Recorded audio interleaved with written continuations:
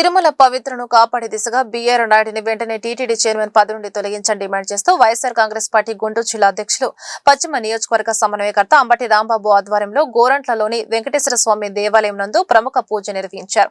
అనంతరం అంబటి మీడియాతో మాట్లాడారు. 175 నియోజకవర్గాల్లోని వెంకటేశ్వర స్వామి దేవాలయాలలో వైఎస్ఆర్ కాంగ్రెస్ పార్టీ పిలుపు మేరకు పూజా కార్యక్రమం నిర్వహించడం జరిగిందన్నారు. బీఆర్ నాయుడును తిరుపతి దేవస్థానం చైర్మన్ గా కొనసాగిస్తే ఈ రాష్ట్రానికి అరిష్టమని అన్నారు. టీటీడీ చైర్మన్ గా ఒక టీవీ ప్రతినిధిని నియమించడమే చంద్రబాబు చేసిన పెద్ద ఘోరమైన తప్పు అని అన్నారు. తిరుపతి ప్రతిష్టతను దెబ్బతీస్తున్న బీఆర్ నాయుడును తొలగించలేని అసమర్థుడు చంద్రబాబు నాయుడని మండిపడ్డారు. జగన్మోహన్ రెడ్డి ప్రభుత్వంలో తిరుపతి దేవస్థానం ప్రసాదం లడ్డులో కల్తీ జరిగిందని తీవ్రంగా చంద్రబాబు ప్రచారం చేశారని ఆగ్రహం వ్యక్తం చేశారు.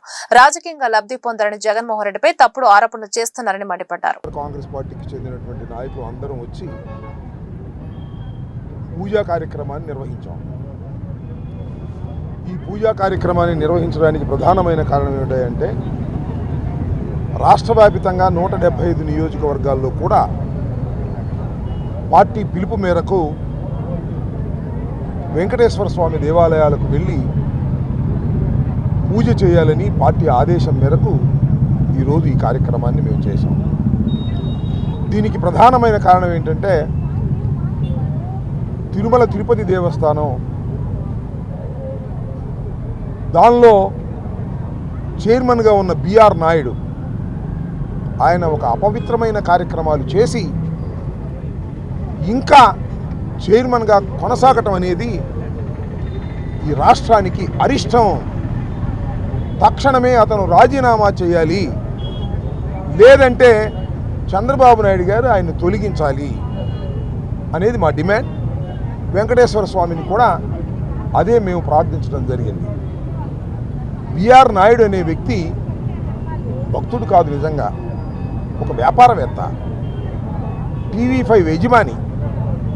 దానితో పాటు అనేక మోసపూరితమైన వ్యాపారాలు చేసినటువంటి వ్యక్తి.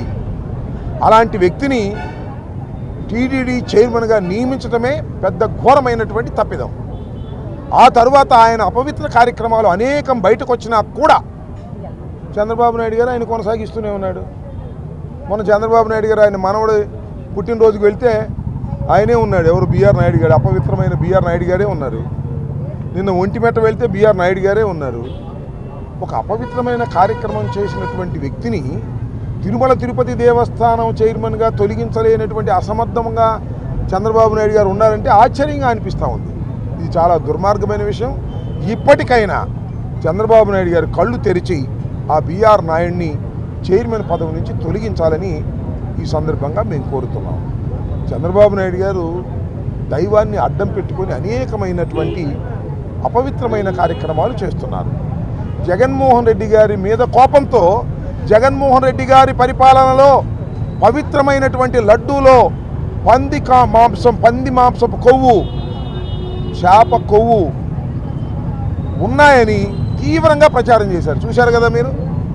ఒక సంవత్సరం పైచిలుకు పాటు అదే ప్రచారం ఈ రాష్ట్రంలో. చివరికి ఏమైంది?